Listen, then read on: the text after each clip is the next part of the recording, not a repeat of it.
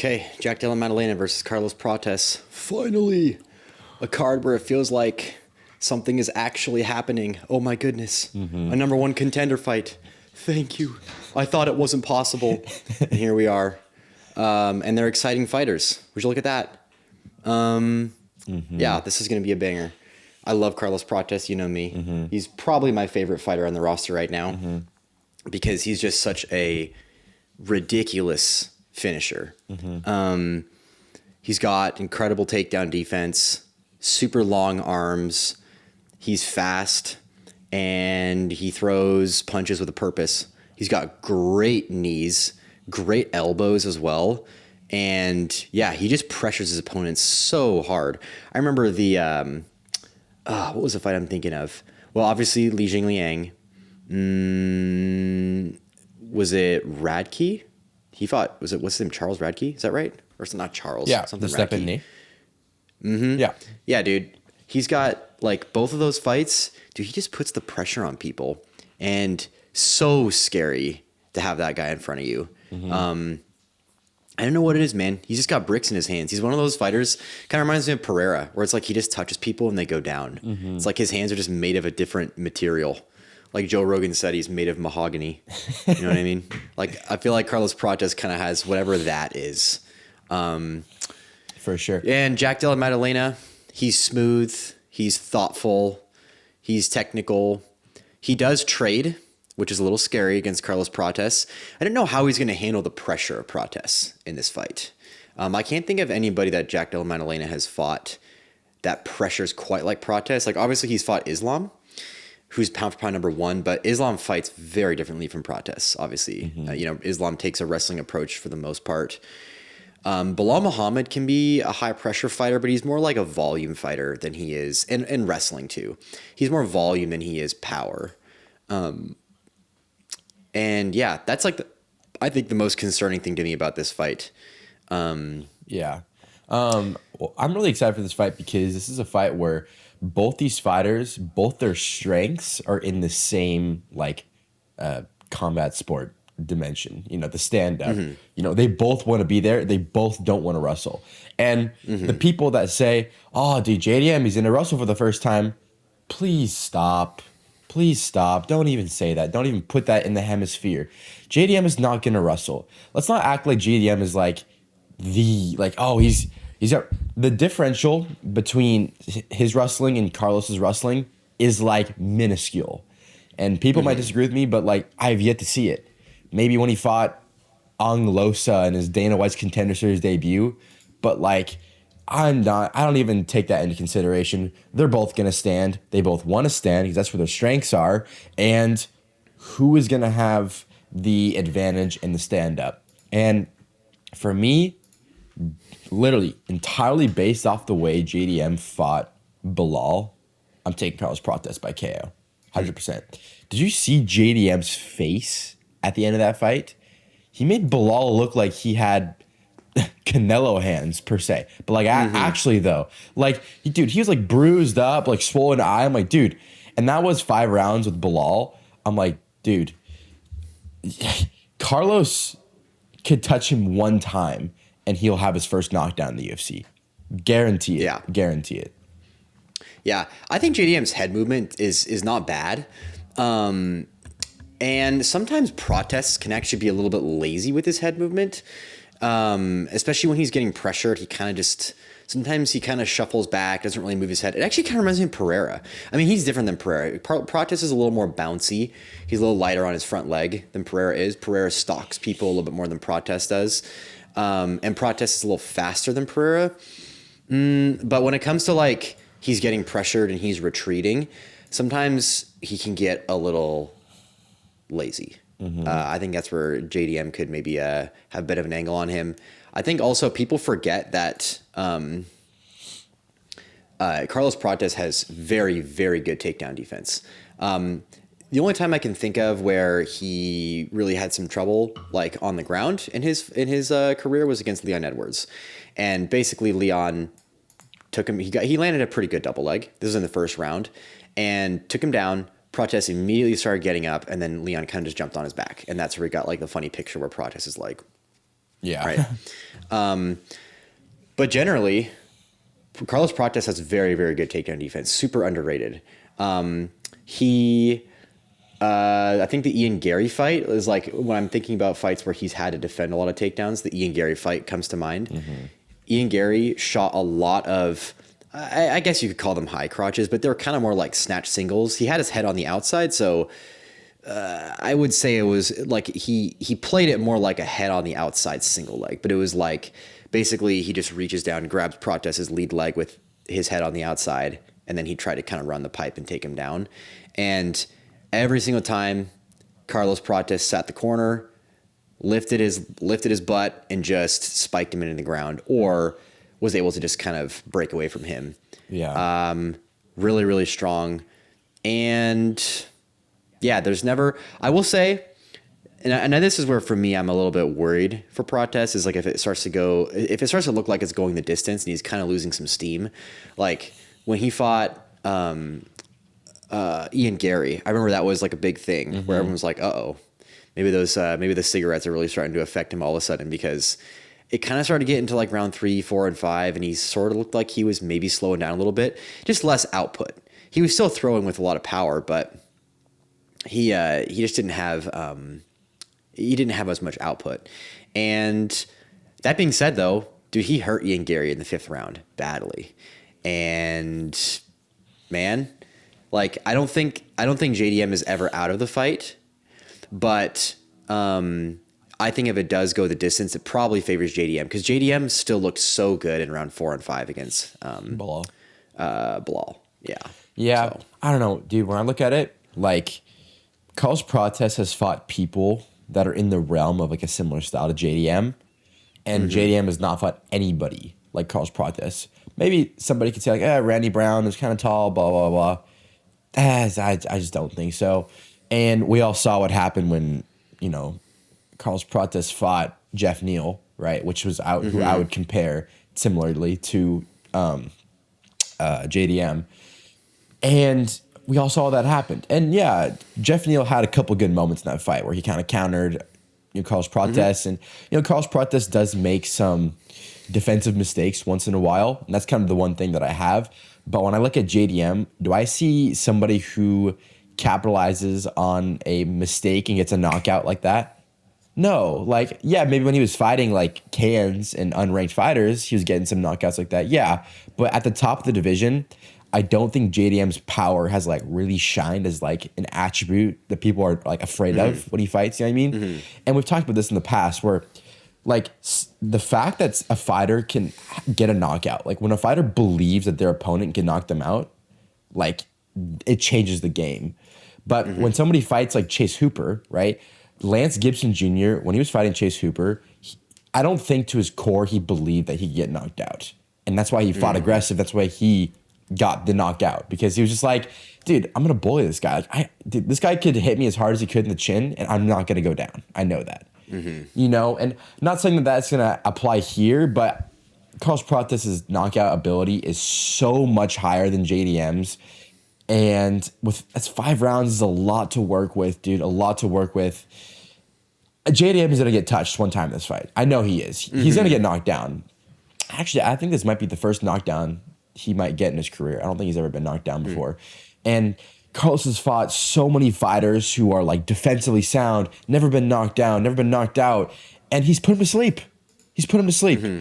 Like not even like bad to sleep, And so I just to my core, I have to pick Carlos Prates KO. I have to. But JDM, he's live for a decision, but like I just think 60-40 in favor of Prates KO. Yeah. So I think, so I'm trying to like, how do I imagine this fight actually playing out? I don't think this fight will be on the ground hardly at all. Carlos Prates has very good takedown defense. JDM is very good at scrambling, has very good submission defense. I don't think Carlos Prates is going to try and take this fight to the ground. So I have no reason to think this fight will really be on the ground much at all. Well, okay, now it's a stand-up fight, right? At least how I see it anyways. And how does each, like what's like best case scenario for either guy? I think best case scenario for Prates is that he starts to land some really good stuff out in the open space, whether it be like he's got a pretty good low kick. Yeah. He's just good when it comes like when it starts to get a little bit hectic and chaotic. He can do well in those scenarios. And I see him potentially backing JDM up. And that's where I would start to get really worried for JDM, right? That's where Jeff Neal got knocked out. Or not, sorry, not Jeff Neal. Neil Magny got knocked out. Charles Radke, Li Jingliang, those guys, where they were kind of in a little bit of a desperate panic because they were getting cornered and then they got starched. Prates has never gone the distance. He's never won by decision. In the UFC anyways. I don't know if he's ever won by decision in his pro career, but in the UFC, he's never won by decision. So he is very much not really a decision fighter. And so I guess that kind of goes into the next, which is like, what is the best case scenario for JDM is he probably controls the distance really well in the first round, his first and second rounds. That way he kind of stays safe, maybe lands some good stuff. Basically, if he can do what Leon did in the first 2 rounds, except not get knocked out, like kind of just try and keep the fight fairly slow, because this is a 5-round fight. As it gets into round like 3, 4, and 5, that's where he can start to like really kind of gain a lead on Prates. Because Prates, I feel like when he gets tired, he doesn't throw as much, and he maybe gets a little bit more lazy with his defense. Like with the Ian Gary fight, he's just doing a lot of like this, kind of just like shuffling backward with his hand up like this when Ian Gary was pressing him, and Gary would just kind of like he'd go to the body, he'd throw uppercuts, and he was able to kind of get around his defense quite a bit. And JDM is pretty crafty. So I feel like that is very much in the cards for JDM to be able to do. But I think he's probably has his best shot at that if he drags it into round like 3, 4, and 5. So Prates KO early, like under 3 rounds, I think is probably his best path. I think JDM's best path is either like a late finish or a decision. But I would be surprised if JDM pulls off an early KO or something like that. Would be kind of crazy. Yeah, and also you mentioned low kicks, and I actually totally like didn't even think about that or write that down or anything like that. Dude, that is actually a game changer. That makes me even more confident in my Carlos Prates pick, because Carlos Prates has really, really good leg kicks. And I think JDM, the fights he's struggled in, it's always been the ones where he has had like Bilal, he didn't throw leg kicks, and so there was more of like a firefight in the pocket with their hands. But I mean, Islam set up every takedown and every combination with the leg kicks to get JDM to just not be able to be as mobile. And like I guarantee you, I can close my eyes, I can visualize it and say, dude, Carlos Prates, he's gonna hit the legs. JDM's not gonna be as mobile, and he's gonna corner him on the cage, and he's gonna get a knockout. The exact same way that I believe Gane versus Pereira is gonna go. Like, it's just, yeah. I mean, we don't have to keep going on and on, but I'd say I'm 70-30 in favor of Prates KO right now in my mind. Yeah, I think Prates KO under 3 rounds is kind of where my mind is set on. But yeah, JDM is still very good. Yeah. Like, I mean, he fought Islam. Like, Islam's pretty much the best fighter in the world right now. So obviously Prates and Islam are very different, but I'm just saying JDM is high level competition in like a high pressure situation.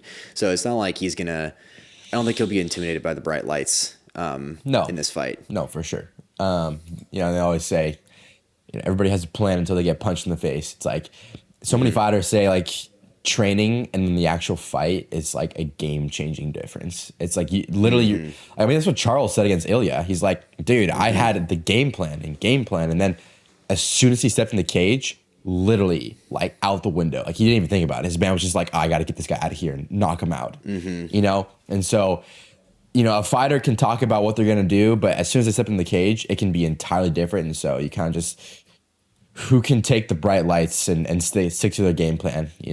It's just how it is. But okay, we should move on to Salkilld and Beneil Dariush.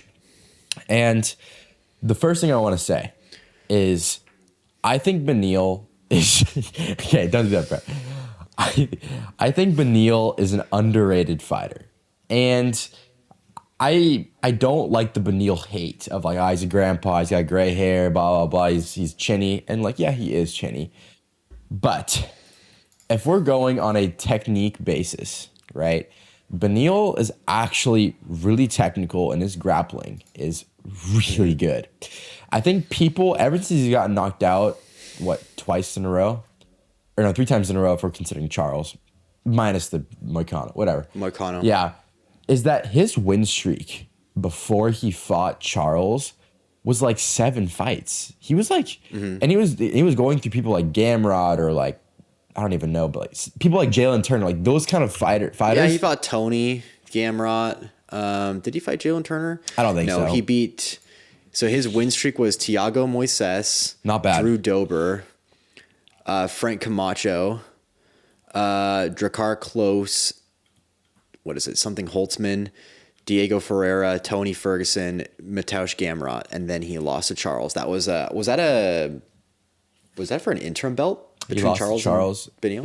No, that was just for like a number one contender fight. Yeah, but that's right. But what I'm saying is like, even though, we're getting people like Drew Dober, Thiago Moises, Diego Ferreira, like, those guys aren't like ranked material, but as far as unranked fighters goes, like, let's be honest, when you see those names on a card, you're like, okay, it's not like a terrible fight when you see Drew Dober. You know what I mean? Like, those fighters are respectable in the unranked sphere. You know what I mean? And so, Beneil has fought a lot of people. He was on a crazy win streak. He has one weakness, and that's fighting people with knockout power. And as soon as we found that out, Dana White has been signing away his death note every single fight. What is this matchmaking? Keep in mind, before this fight, he was supposed to fight Manuel Torres. I know. Oh my gosh. Like, dude, what on earth? I know they're trying to make him a stepping stone, but he was in title contention like 2 fights ago, and they're giving him Quillen Salkilld.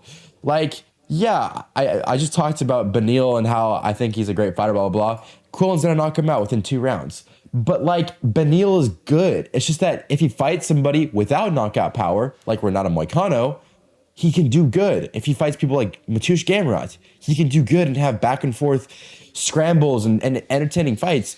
But you keep giving him Francis Ngannou. It's like, he's going to get knocked out. Like, I don't know what else to say.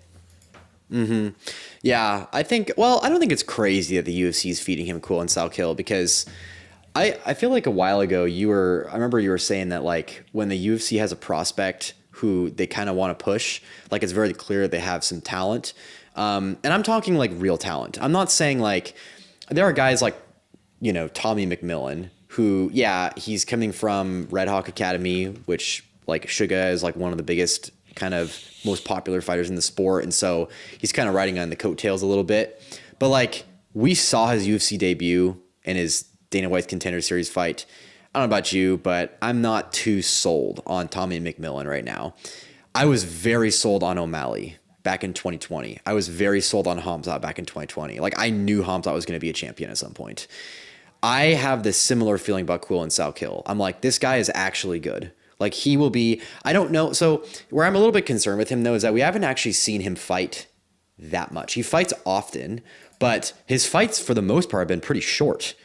Like, if you think about it, I guess he fought that guy Osh Mose. I need to rewatch that. I don't remember what that fight looked like too much, but every other fight so far has been like under 2 minutes. So, like, we don't really know what he'll look like against good competition. That being said, he fights often and he has a lot of finishes. All the finishes he's had so far have been really memorable.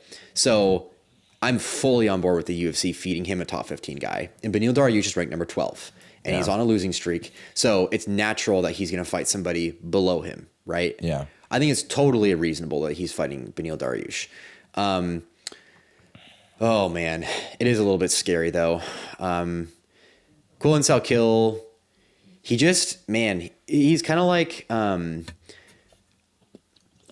he has that same quality that someone like Carlos Prates has, where when he throws, it really looks like he's trying to hurt his opponent. Like, he's just really trying to hurt them. And he's fast, he commits to it, and when he lands, it's just effective. It's kind of like some guys just don't really have that. Like, I don't feel like Volk, for example, has that quality. Like, when Volk throws punches, like, he's a professional fighter, so it obviously, like, he has power and it would hurt. But, like, I don't feel like when he lands a punch that's the kind of thing that'll drop his opponent. It just doesn't have that same. There's like something missing there. Kulin Salkilld has that like killer quality where he lands and his opponents go down. And against someone like Dariush, it's like, dude. And his grappling is pretty good. Kulin Salkild's like, he had some nice takedowns against Jamie Malarkey. He had like, obviously like the one that finished it was like a lat drop type thing, but it was a little bit different because it was like an outside trip lat drop ish, kind of like some kind of a mix between the two. Just bullied him, nice. honestly. Yeah, I kind of, and he had a nice double leg that he timed in the very beginning of the round too. So he's a good grappler as well. But Dariush is a very good grappler. Super solid on the ground. So I don't know why Salkilld would try and take this fight to the ground. I think that would kind of favor Dariush. Yeah. Dariush got a good leg locking game as well. Like that would not be good. He does not want to mess around with that.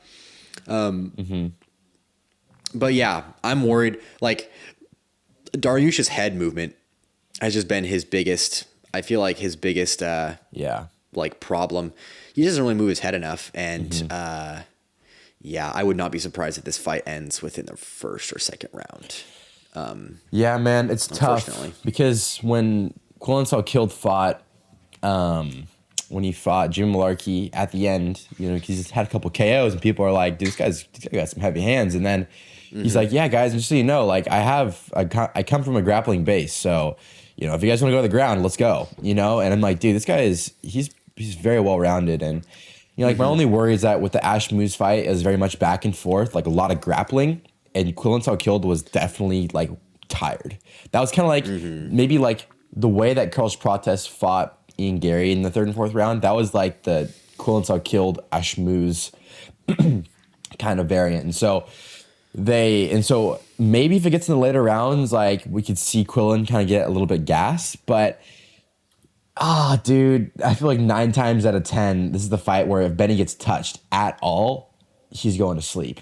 You know, I know. Like if a fly lands on his head, he's going to sleep. Like that's just the way I see Benny. Yeah. And it's tough, dude, because like when Benny was on his run, like I think the fight, and you kind of convinced me of this, and you could talk about it if you want.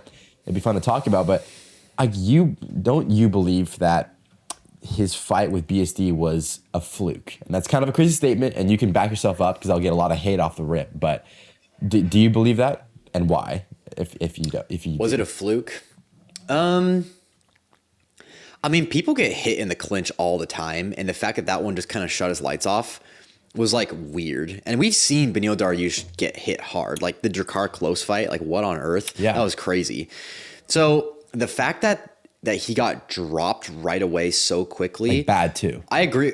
Yeah, I agree with you that it was a fluke in the sense of like if we were able to simulate that fight like 20 times, that would be one of the outcomes, but that would be one of those ones that if we could watch the tape of all 20 times that Beneil Dariush and BSD fought, we'd be like, what the F? Like what happened? 1% in that one? That was chance just, like, kind weird. of thing. Yeah. Like, oh yes, 100%. I don't think a lot of the outcomes would look like that. So in that kind of sense, because it was also like, it wasn't like a knockdown in the sense that he was actually like lost kind of like his equilibrium. Like he got hit, he dropped. It was a good stoppage because he went face down. Like if that happens, like you stop the fight. And then right away he kind of popped up and was like, what the hell? And then he like got up and he was fine. Yeah. It was kind of like, I don't even know, like anatomically, I don't know what happened. It was just like weird. Like that was different than the Armin fight. Like when he got dropped by Armin, that was much worse. Like he actually looked like a real knockdown. Follow-up that was really not a fluke. Too. Armin was like throwing bombs on him. But this one was just kind of like, huh? Like what? Like what happened there? I remember watching that. I was like, because I was actually there for that fight, and I was like, what? When that happened? Because BSC didn't hit him that hard weird. Too. It was like in the clinch. It was kind of like a looping, like he kind of hit him like, I don't even know, kind of like right there, and it was like maybe like 60% power, you know, because how much power can you generate in the clinch when you're like that close? You know what I mean? Right. And also, Beneil was pulling his head down too. Yeah, and so the collar ties, and he just like flatlined him, and it's like that's tough too because that was a fight where I think Beneil could have submitted BSD. Oh, for sure. Like tangent, we're not going to talk about it, but newsflash, it's almost guaranteed, like confirmed that Paddy's fighting BSD. And I'm going to be putting the house on Patty sub. Oh, Patty's gonna destroy BSD. But like, it's not gonna be close. Please make Patty an underdog. Please. I know. He probably will be after losing to Gaethje so badly, but dude, it's not about MMA math. It's about matchups. It's all what it's about. It's all about matchups. Gaethje is not a grappler. Like he's not I mean, yeah, he has a wrestling background, but that fight was going to be on the feet. Patty is tough as nails. He's got great takedowns himself. And BSD is really sloppy in the grappling. Like I think he's talented. Like he's got good finishing instincts, but he doesn't have great like submission awareness, like for defense. And I feel like that's so bad against Patty. Like Patty's so crafty with subs. Like, dude, BSD might be in trouble. But anyways, we don't need to go down that rabbit hole. We'll cross that bridge when we get there. But yeah, I have to agree with you. I think this is just not a good matchup for Benny. And it's unfortunate, but dude, he's at the end of his career. Salkilld is at the beginning of his career. This is just like part of the sport. Like it's a passing of the torch kind of moment. Yeah. And I think the UFC knows it.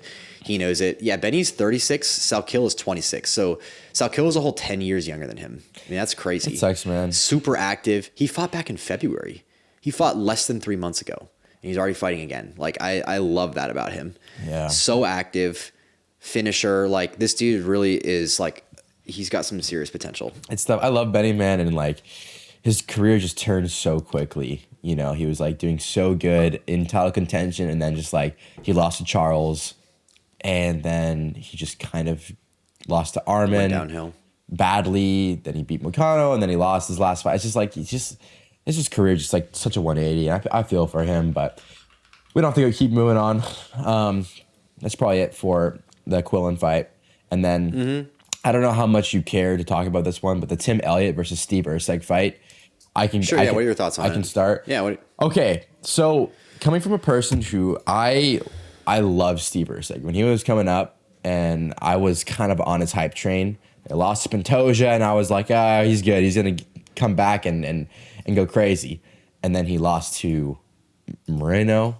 And then I was like, okay, I thought he was going to win that fight. And then I think he lost one more time after that. Was that Ode Osborne after that? Or was there one more? I think so. He lost to Kaikar France as well. By KO. He lost to Kaikar France. It was a body kick, right? No, it was. Or am I missing? It was a right hook that clipped him. That's right. And then he fell back. And I was like, wait a minute. This guy's kind of overrated. Like, wait a minute, he got a title shot off of beating Matt Schnell. And I kind of had an awakening. And I don't dislike Steve Erceg, but I'm a little bit more like, okay, like, why does this guy have hype? Like, and Tim Elliott, man, when he fought Kaya Sakura, me and you were actually at that fight. What was that? 319, I think. And dude, we were high on Asakura, and when Tim Elliott beat the brakes off of him and submitted him, we were just like, the heck? What happened? Who's Tim Elliott and what? Like, I know he was a veteran, but I'd never seen him fight before, and I was just like surprised. And to see in this fight Steve Erceg be that much of a favorite, and I'm like, I don't know if Steve Erceg should be that much of a favorite. Like, Tim Elliott decision at what, like plus 550? I'm like, woo! Like, and he's kind of unorthodox. He could mix in takedowns. Erceg's takedown defense is decent, but like, I'm like, dude, Tim Elliott decision or Tim Elliott point spread is like very juicy. So this fight, in my opinion, will be a decision. Maybe a dart on Elliott's sub, but I have a hard time believing that Steve Erceg would tap to anything. And so fight's going to decision, and there's a lot of value on Tim Elliott to get some takedowns, some control time, and get a decision here. So I want to say Tim Elliott decision is like what I think has a lot of value and is very likely, you know. But What's the point spread on this fight for Tim Elliott? Like, I'm pulling up DraftKings right now, but I'm so curious, because to me it seems like, I don't know, man. Steve Erceg has just been kind of flaky. Like, he was a big favorite against Ode Osborne too, and I was kind of like, I don't know, man. I think Ode Osborne, like, he's really fast, really twitchy. I'm like, he's always a weird fight for everybody. I'm like, dude, I think he might win a couple rounds here, and he barely beat him. Yeah. I'm so curious what the point spread is. -120. Not bad. Dude, that is insane value for a Not fight bad at all. For a fight that, in my opinion, is almost guaranteed to go to decision. Like, I'll tell you this, I'm looking at this fight, and in my opinion, this is going to be a fight where not much is going to happen. I don't think anybody's getting knocked down. There might be a couple takedowns sprinkled in, might be a couple good combinations, but is anybody getting finished in this fight? No. It's going to decision, and in that decision, for Tim Elliott to win a round is insanely live. One round, and for a guy that has decent wrestling, and it's -120. Like, that's crazy good value. And so, like, my pick, I think Steve Erceg will probably win a decision, but the value on Tim Elliott is just too much to pass up. So I think Tim Elliott point spread is definitely the pick here, or the play here. I agree. Cool. Okay, so going forward, this is where I don't really want to actually like dive into the analysis because I don't really care about these fights. But that one time where I kind of went kind of fast on the list and I actually did really well on my pick, so I want to do that again. So Tai Tuivasa versus who the heck, Louis Sutherland. Tuivasa KO rounds 1-2. Sutherland's not going to get takedowns. Tuivasa's fighting in home territory. He's going to get a little zealous. He's going to throw bombs, and he's going to connect on one of them. I think Tai Tuivasa is going to break his streak here, his lost streak. Brendo Pericic versus Shamil Gaziev. Pericic is faster, cleaner on the feet. Gaziev got sauced by Waldo, who's kind of slow.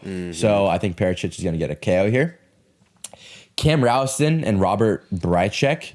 Dude, actually, I don't know if you know who Cam Rouston is. He's actually really, like, you should... I mean, the time is going to be diabolical for us, but if it was on a normal Saturday, I would say that's a fighter you want to watch out for. Cam Rouston, I'm pretty sure he has, like, an insanely high finish ability. I think he's, like, 13 out of his 14 wins are by finish. And they're, like, 50-50 between sub and decision and KO. So he's really fun to watch. He's going to get a finish here.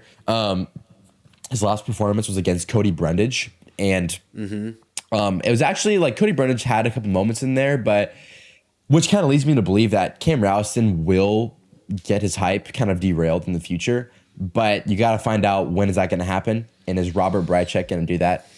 No, I don't think he is. I think Rouston will get finished here. Junior Tafa is fighting. Oh no. And here's the thing with Junior Tafa. I'm never gonna bet on Junior Tafa. Bad. At any Junior Tafa fight, Never. I will always bet on his opponent to get a submission. Always. I don't care what their game is. Their opponent is gonna get a submission. It's just like that's just how it is. And so I think a dart Kevin on Christian. And I think I think Junior Tafa is a favorite, a -200 favorite. Why are people betting on this guy? Why? He's like 6-5. Hell no. Okay. Dart on Kevin Christian sub is the play. GM3 is fighting too. Somebody get this Unk, back to the barbecue and let him retire, dude. What the heck? Yeah, Malkoon's gonna get a KO.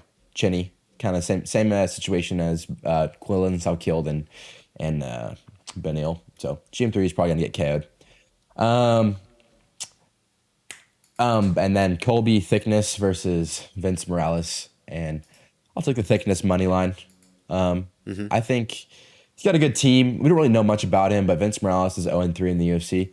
Yeah, I mean, he fought like Raul Rosas Jr. in one of those fights, but still, like, 0-3. Thickness, good team, a lot to prove, fighting in home territory. I think with home field advantage, I think he'll get it done, but I don't know what. So I'd say Colby Thickness money line, and then I would say this. I don't really care about the Mikulev-Grimbo fight. I'll probably take Mikulev sub. And then the most underrated fight of the night to watch, most underrated, is the first fight of the night.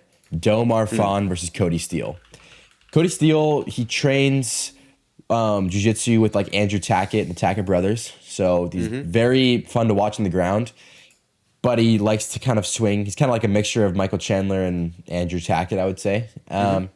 Domar Fawn, really good striking. It's fun to watch too. This fight is going to be easy. It's a guaranteed banger. It's Be like a barn burner. Oh yeah, it's like the opposite of Elliott and Erceg. It's like they're just going to swing and it's going to be good.